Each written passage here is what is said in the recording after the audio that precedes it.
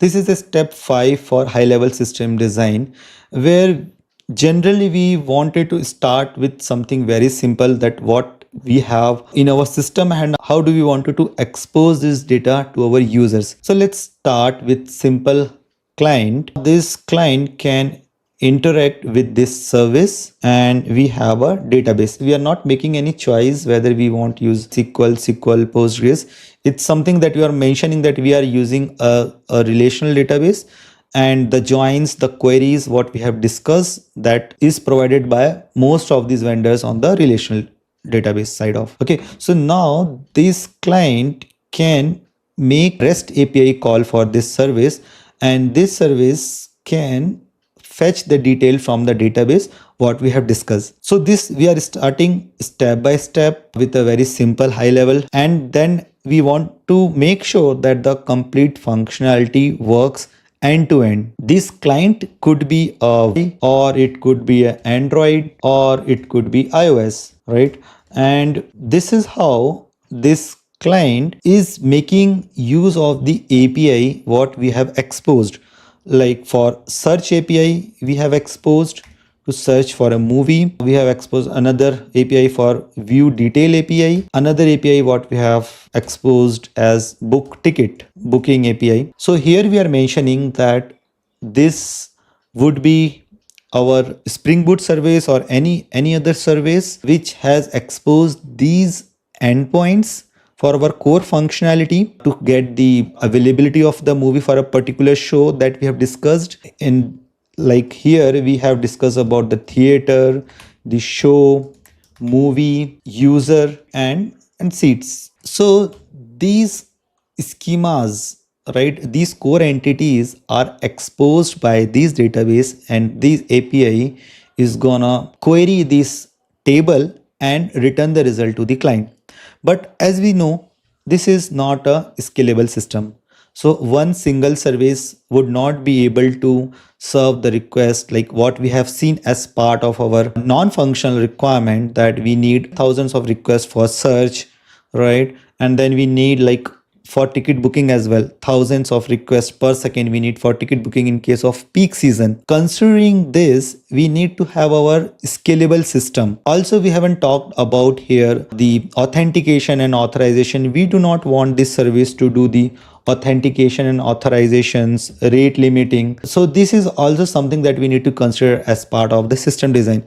So let's elaborate this simple high level system design. And as I discussed with my previous step-by-step approach for the system design, this is the area where from SDs to senior software engineer would like to focus more on completing the end-to-end functionalities. However, for the staff to principal software engineers, as I mentioned, this part we should be able to complete in 2 to 5 minutes to just give you the overall picture that whatever you have discussed here, how this functionality would work end to end. It is not just throwing the random APIs or the schemas. Right now here we are connecting the dots, like whatever we have proposed, how it's gonna work. So let's start adding the API gateway onto this system. Before that, let me move this little here. This is the API gateway. You can mention that what all the functionalities that you wanted to leverage from the API gateway. For example, if we have a microservices, which we haven't talked about it, but still I would suggest you to mention here and move forward, because we may not get time to come back to the API gateway. We wanted to have the load balancing from the API gateway or the routing. We want the authentication, authorization. Also, we wanted to leverage the rate limiting. So you are using the in-house API gateway or the cloud API gateway. These are the parameters you can configure in your API gateway. While mentioning these features, you can mention like here itself, like rate limiting. You wanted to do the rate limiting for each of your API which is being exposed from this service, so that any malicious users cannot attack your service to make the system down. So for a particular user or IP address, you can have the number of requests that you are allowed for per second. Like let's say you are allowing 5 requests per second for a particular IP address. How you are gonna have the authentication and authorizations as part of your API gateway? Are you gonna have a two-factor authentications? Routing is something like if you are having a multiple services like that we will see soon for a search functionality and for a booking functionality. If you have a multiple services, how the request is being routed through a different microservices from the single API gate. And if you are having a multiple instances of the same services, how the load balancing can be done on the round and robin fashion. That means like one by one calling a different instances of the services, or whether you wanted to have based on the CPU or RAM performances or the load on the server, which request you wanted to redirect it to which server. So this is a API gateway. That is the first user facing APIs for your client. So client will have to go through these functionalities from this API gateway. And now what we want is we wanted to scale the system for a separate service for a search. So we have one service, let's say this is just search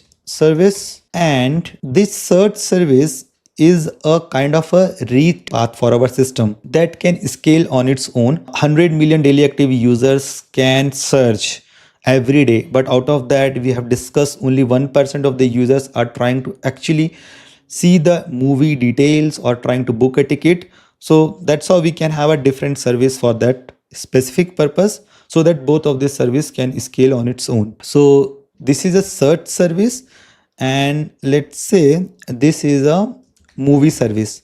Now movie service would provide the functionalities for detail and ticket booking, because this is what like not every user gonna do. And the search service, let's say this provides exposes a single API search. This relational database here, these movies is being added. Now we can talk about that. Here the admins are adding, removing the movies here, adding movie from so and so date or update movie. And we do not want to get into the detail for the admin, as we are assuming that in our relational database the movies are there into our system when admins are adding into our system. So this relational table will have the list of movies. So let's first focus on the search functionality for the system. So let's say user are making a search query to this service. This service is going into the database and doing the search of the movies. But now we can see that this search for a relational table would be a redundant, right? Like let's say for a particular city, everyone, like thousands of people are trying to do the same search, and the same search query is being performed into the database. So we wanted to optimize this. We probably can use the Redis cache here, so that whenever any search performed, we can store in-memory data structure on Redis. So this service, instead of going again and again to the database, it can go for the first time for searching for the movie, and we can have some TTL here for a day, let's say, right? Not every day or every hours movies are being added into the system. So theaters are being added to the system for a particular day. For that particular TTL, for the first time when the query is performed, we can save into the Redis cache, and from then onwards, the same search query if you are getting again and again, we can directly go to the Redis in-memory cache and we can return the request to the user. So this is the search functionality what we have optimized. We can also talk about the multiple instances of the search service. The load balancer will go onto a different database. We can talk about the partitioning of the database as well, but let's not touch upon the partitioning at this point of time, because we know that the data is not too much and that can fit into a single instance. Probably we can have a read replica. So instead of partitioning the database, we can have the read replica, and anyways we are using the Redis cache here. So distributed Redis cache also we can talk about. If required, we can have the distributed multiple cluster of Redis cache based on the hashing of this. So these are the points probably you can just mention when you are going through. But I would suggest you and highly recommend you to focus on the core functionality. If you're trying to scale the system, what services you are trying to leverage, how you're trying to leverage this cache to scale the system. So this is the usage of the cache through the load balancer API gateway. We are redirecting to a particular service. Now, after searching, we wanted to see the availability of the seats for a particular theater. So user will go onto this movie service, and this movie service can query the database to get the multiple replicas are there.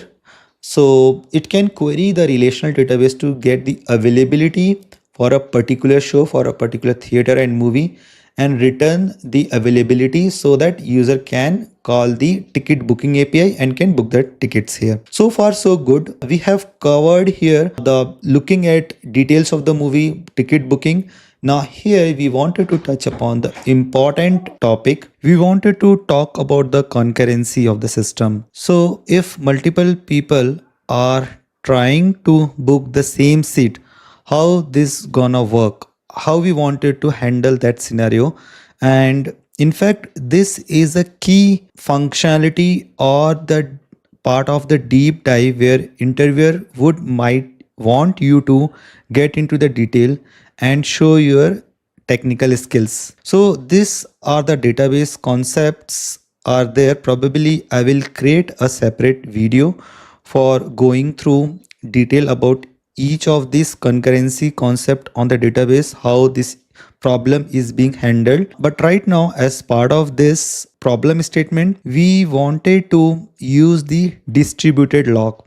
So that is the better solution for reserving the ticket. Let's say if user A is trying to book a ticket, if is in the user A is in the payment state and user A does the payment successfully so that the ticket is booked.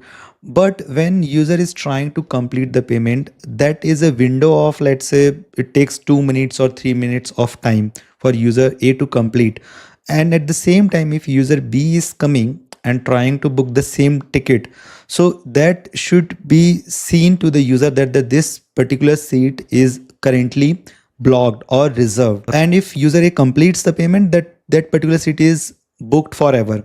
But let's say for some reason the payment did not get through successfully, we wanted to unblock that seat so that for user B or user C, if they come after let's say 10 minutes and user has not booked the ticket successfully, that should show a user B or user C that ticket is available for them. So what we can do here is when this service is going and querying to this database for the availability of the seat, let's say the particular seat is available and it is giving the result to user A, it can put a TTL to this Redis. Let's say 10 minutes for this particular seat is logged by a user. And if user A completed the payment, we can put the permanent status here. In this, at this point of time, in this point of time before completing the successful payment, the status here is available, but it is reserved here.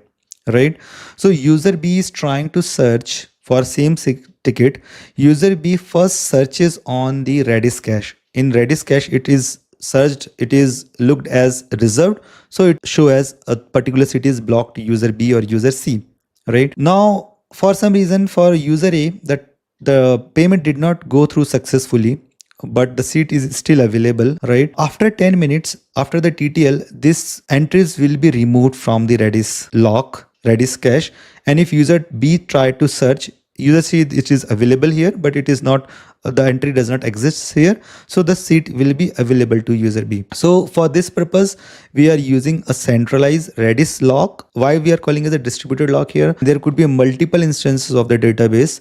And before querying to the multiple instances, user B or user C can always see to this particular central lock whether this particular ticket is reserved or not. So this is the one mechanism for the distributed lock that is useful for this particular problem.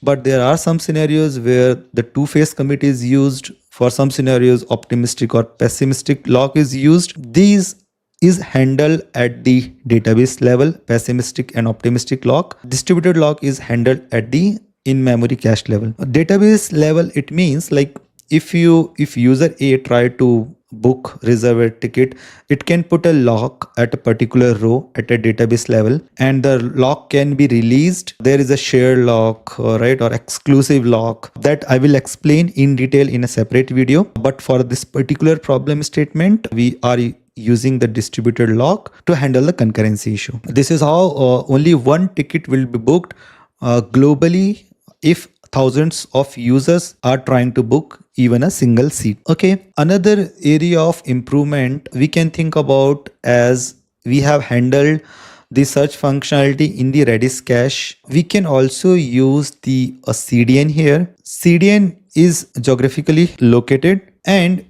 generally in CDN the static data is being used. For example, let's say the movies is having the, let's say it is having the images, photos, trailers. So that can be put into the CDN link. That client can directly query the CDN nearby link to query and see the trailer for that movie. But also, what we are trying to focus on a search and booking functionality, the query that also is considered as a static. This query can also be added into the CDN link along with the Redis link, since this CDN link will be closer to the user geographically. So user can query the CDN link for the API request and can get the response from the CDN link as well before going to all the details into the cache and database. So for this purpose, CDN also can be used. So now we have handled the search, scalability, relational table, Redis lock. Before I complete this end-to-end deep dive, I wanted to point out, I see many candidates use different databases. Like I have just considered here the relational SQL database here, but some candidate also, you can also consider like Cassandra, MongoDB, a different database for search functionality, different database for a booking functionality.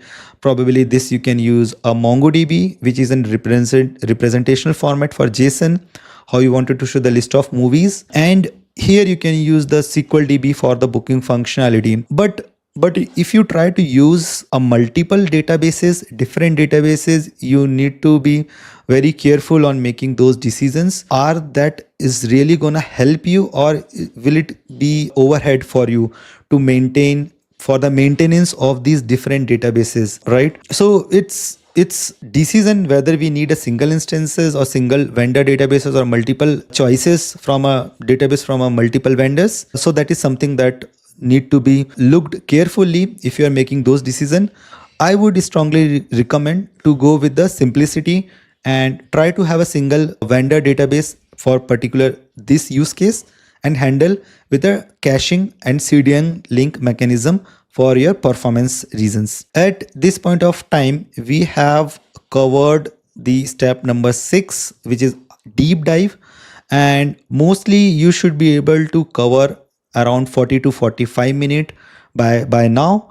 And before we close this, and in fact, if you are near to your end time of your interview, interviewer might ask you, do you want to add anything on your system design? Or if you have some time, you can take 2 minutes to talk about the operational excellency for your system. You wanted to start with logging. So since you are having multiple services here, API gateways, different services, so you wanted to track the request once the user has created the request, which stage your request is, which service the request is going. So you need to have your logging. Probably you can suggest that based on your expertise level, you can suggest like Splunk you can use for logging here. Monitoring is something critical to consider in every system design. So you can suggest a Grafana for monitoring dashboard, and Prometheus for periodically